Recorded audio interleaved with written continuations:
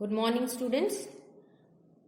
आज अपन नॉमेनक्लेचर को आगे बढ़ाते हुए उदासीन कॉम्प्लेक्स या न्यूट्रल कॉम्प्लेक्सेस के नॉमेनक्लेचर को डिस्कस करेंगे। अभी तक आपने जो नॉमेनक्लेचर अपन ने डिस्कस किया था एनायनिक कॉम्प्लेक्सेस और कैटायनिक कॉम्प्लेक्सेस के बारे में अपन ने डिस्कस किया। उसके पश्चात अगर न्यूट्रल कॉम्प्लेक्स का अपन नामकरण करते हैं तो ये बहुत ही सिंपल नॉमेनक्लेचर है। इसमें आपको केवल दो ही बातें ध्यान में रखनी है कि लिगेंड्स की संख्या और लिगेंड उनको अल्फाबेटिकल ऑर्डर में अरेंज करना है। मेटल का नाम एज सच आएगा, कोई सफिक्स प्रीफिक्स कुछ भी नहीं, केवल सिंपल मेटल का नाम और फिर उनका ऑक्सीडेशन स्टेट अपने को मेंशन करना है। ठीक है, तो पहला एग्जाम्पल जो मैंने लिया है यहाँ पर PtCl2NH3 होल ट्वाइस। अब ये कॉम्प्लेक्स जब अपन ने देखा है तो इस कॉम्प्लेक्स पर किसी भी प्रकार का आवेश नहीं है या कोई भी चार्ज यहाँ पर उपस्थित नहीं होता, और जब इस पे चार्ज उपस्थित नहीं है तो ये कॉम्प्लेक्स जो है वो कैसा कॉम्प्लेक्स होगा, न्यूट्रल कॉम्प्लेक्स होगा। तो ये जीरो मैंने ऑक्सीडेशन स्टेट निकालने के लिए यहाँ पर लिखा हुआ है।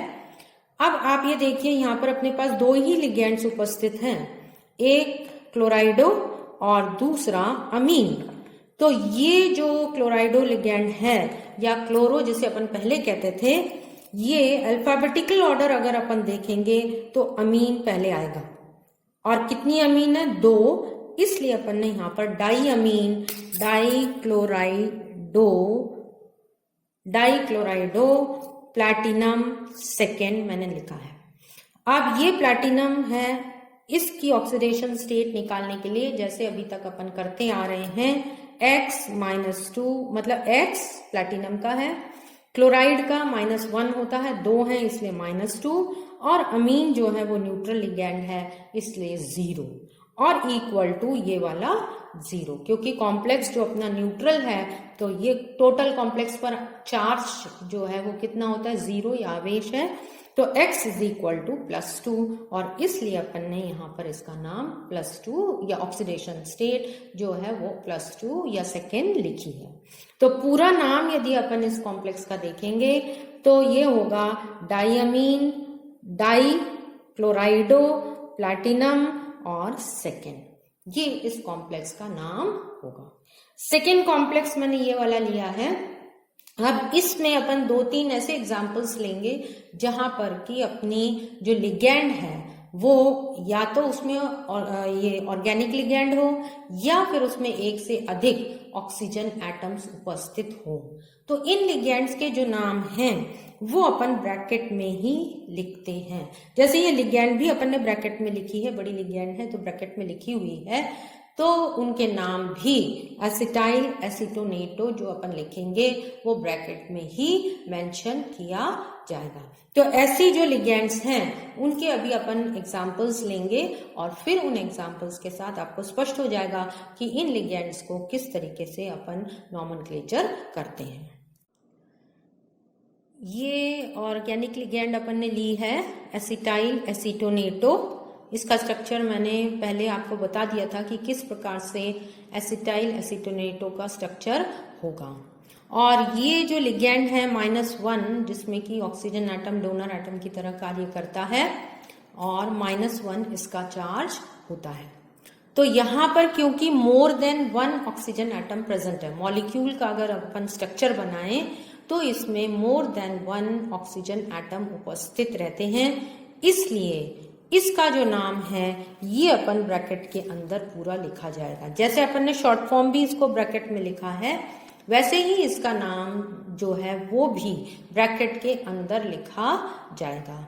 ठीक है, अब यहाँ पर आप देखिए ये है 2 एसिटाइल एसीटोनेटो, क्योंकि ये ऑलरेडी ऑर्गेनिक लिगेंड है और इसमें ऑक्सीजन एटम्स मोर देन 1 है, इसलिए अब बाई की जगह पे अपन बिस लिखेंगे। ऑर्गेनिक लिगेंड्स की आगे अपन जनरली बिस, प्रिस, टेट्राकिस एक्सेट्रा ऐसे इस तरीके से अपन मेंशन करते हैं उनका नंबर।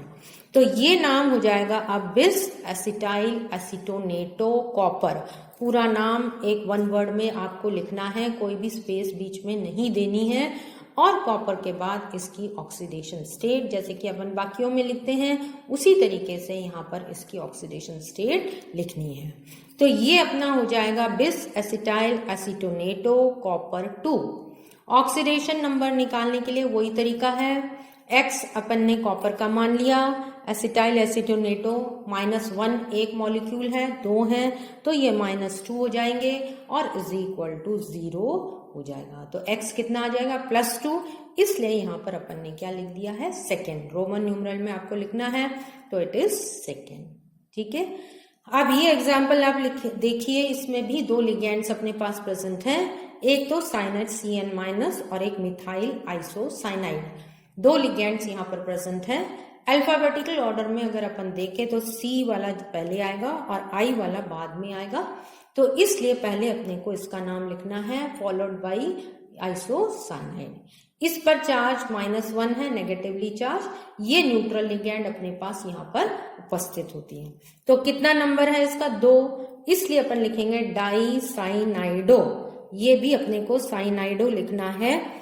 सॉरी, यहाँ पर मैंने थोड़ा सा ये पुराना नॉमेनक्लेचर था, साइनाइडो, तो ये हो जाएगा डाइसाइनाइडो। टेट्राकिस, क्योंकि ये 4 है, ऑर्गेनिक लिगेंड है, इसलिए टेट्राकिस मिथाइल आइसोसाइनाइड, कोई प्रीफिक्स सफिक्स नहीं लगाना है, आयरन, और फिर उसका ऑक्सीडेशन नंबर।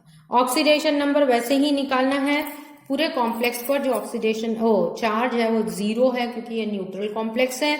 तो अपने पास यहाँ पर -1 साइनाइड पर क्या चार्ज होता है CN-1, तो साइनाइड 2 है, इसलिए ये -2 हो गया, ये 0, तो ये हो जाएगा X -2 which is equal to 0, X is equal to +2।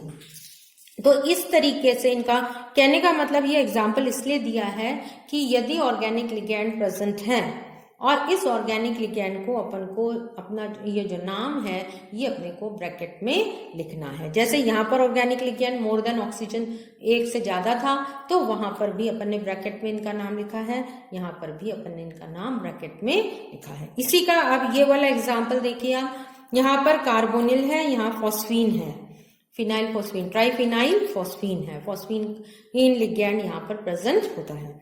तो अब यहाँ पर अपन अगर अपन नाम देखते हैं तो पहले C से कार्बोनिल आएगा और फिर उसके बाद PPH3 ट्राइफिनाइल फॉस्फीन का नाम यहाँ पर आएगा। यहाँ पर कार्बोनिल 2 लिगेंड है, यहाँ पर फॉस्फीन भी 2 लिगेंड है, तो पहले अपन लिखेंगे डाई कार्बोनिल, और ये मॉलिक्यूल ऑर्गेनिक है इसलिए अपन इसके आगे बिस लिखेंगे, जैसे यहाँ पर बिस लिखा था उसी तरीके से अपन बिस लिखेंगे। और बिस ट्राइफिनाइल फॉस्फीन 2 मॉलिक्यूल हैं, इसलिए ट्राइफिनाइल फॉस्फीन बिस, और फिर निकल, और निकल पे दोनों लिगेंड्स जो हैं ये न्यूट्रल लिगेंड्स हैं, कार्बोनिल भी न्यूट्रल है, फॉस्फीन भी न्यूट्रल है, और पूरे कॉम्प्लेक्स पर चार्ज भी क्या है 0। तो अब अगर अपन X लेंगे +0, क्योंकि कार्बोनिल 0 है और फॉस्फीन भी 0 है, तो X will become equal to 0, इसलिए निकल यहाँ पर 0 ऑक्सीडेशन स्टेट में उपस्थित होती है। तो ये कुछ एग्जाम्पल्स ऐसे लिगेंड्स के थे। ये लिगेंड्स कहीं भी अगर उपस्थित हो, आयनाइनिक, कैटायनिक, कोई भी कॉम्प्लेक्स में अगर प्रेजेंट होती हैं, तो आपको इनके नाम जो हैं वो ब्रैकेट के अंदर ही लिखने हैं। तो ज्यादातर ऑर्गेनिक लिगेंड्स या ऐसी लिगेंड्स जो कि जिनमें कि ऑक्सीजन एटम 1 से अधिक उपस्थित होता है, उनको आप ब्रैकेट के अंदर उनका नाम लिखेंगे। कई बार ये जरूरी नहीं है कि ये ऑक्सीजन वाली या इस तरीके की, जैसे अपन EN लिखते हैं, इथाइलिन डायमीन, शॉर्ट फॉर्म इसका है इथाइलिन डायमीन, इस लिगेंड को भी ब्रैकेट के अंदर ही नाम लिखा जाएगा। अभी इसके एग्जाम्पल्स अपन करेंगे कि किस तरीके से इसका नाम लिखा जाए। हाँ, वो एसिटाइल एसीटोनेटो का आपने एक बच्चे ने पूछा है अभी, तो वो एसिटाइल एसीटोनेटो मतलब क्या है कि एसीटोन जो अपन ले रहे हैं CH3COCH3, उनमें से एक एसिटाइल ग्रुप अपन यहाँ पर जोड़ देते हैं। तो एसिटाइल का हो गया CH3CO, और ये अपन एसीटोन के CH3 जो यहाँ पर एटम होता है उस पर जोड़ देते हैं, तो ये कॉम्प्लेक्स जो बनता है, ये जो मॉलिक्यूल बनता है, सॉरी लिगेंड जो बनती है, उसे अपन एसिटाइल एसीटोनेटो कहते हैं। ये डबल बॉन्ड इस ऑक्सीजन पे भी आ सकता है और इस ऑक्सीजन पे OH होता है जैसे, तो ये H और ये इधर डबल बॉन्ड को इधर भी आ सकता है और ये डबल बॉन्ड इधर से इधर शिफ्ट हो सकता है। तो जब ये डबल बॉन्ड इन दोनों कार्बन के बीच में है तो ये O पे नेगेटिव चार्ज आ जाता है और ये लिगैंड की तरह कार्य करता है। तब इसका नाम होता है एसिटाइल एसीटोनेटो, जो अपन ने अभी पहले वाले एग्जाम्पल में पढ़ा था। ठीक है, क्लियर हो गया? ठीक। अब नेक्स्ट जो एग्जाम्पल है बहुत सिंपल एग्जाम्पल है NiCO4, क्योंकि यहाँ पर एक ही लिगैंड अपनी कार्बोनाइल लिगैंड है जो कि न्यूट्रल लिगैंड है और आपको पता है कि इसके ऊपर कोई चार्ज उपस्थित नहीं होता। मॉलिक्यूल या जो कॉम्प्लेक्स है वो भी अपना कैसा है, न्यूट्रल है, तो यहाँ पर जो चार्ज है दैट इज 0। तो 0 चार्ज होने के कारण इसका नाम अब क्या हो जाएगा, टेट्रा कार्बोनिल निकल, टेट्रा कार्बोनिल निकल 0, क्योंकि और कुछ अपने को लिखना नहीं है, पूरा नाम एक वर्ड में लिखना है। तो लिगेंड्स का नाम, मेटल का नाम और उसकी ऑक्सीडेशन स्टेट। इसी तरीके से अब ये मॉलिक्यूल है, इसमें अपने पास 3 लिगेंड्स हैं। पहली लिगेंड जो है वो है क्लोराइडो, दूसरी लिगेंड है नाइट्रो और तीसरी लिगेंड जो अमीन। नाइट्रो का भी अपन ने पहले भी देखा था कि यदि N से जुड़ा है तो नाइट्रो, अगर ये O से जुड़ी हुई होती तो नाइट्रीटो लिगेंड अपन लिखते हैं। तो यहाँ पर अब अल्फाबेटिकल ऑर्डर में अगर अपन देखेंगे तो सबसे पहले अपना अमीन का नाम आएगा, फिर C क्लोराइड का नाम आएगा और फिर नाइट्रो या N से नाइट्रो है इसलिए इसका नाम आएगा। तो पहले अपन अमीन लिखते हैं।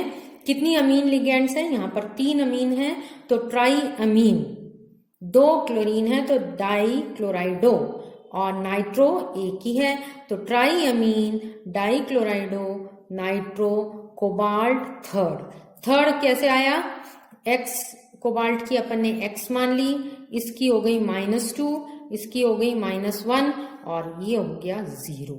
तो इस तरीके से X इज इक्वल टू, और पूरे कॉम्प्लेक्स पे भी चार्ज कितना है 0, तो X की जो वैल्यू है वो कितनी आ जाती है 3 और इसलिए अपन ने यहाँ पर क्या लिखा है कोबाल्ट थर्ड मॉलिक्यूल।